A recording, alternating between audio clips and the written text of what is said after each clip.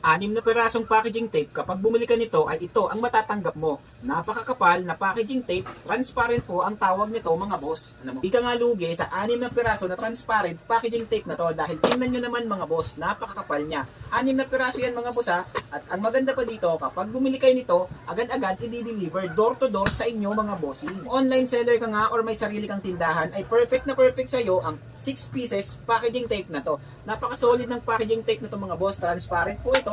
200 meters po ang kapal niya.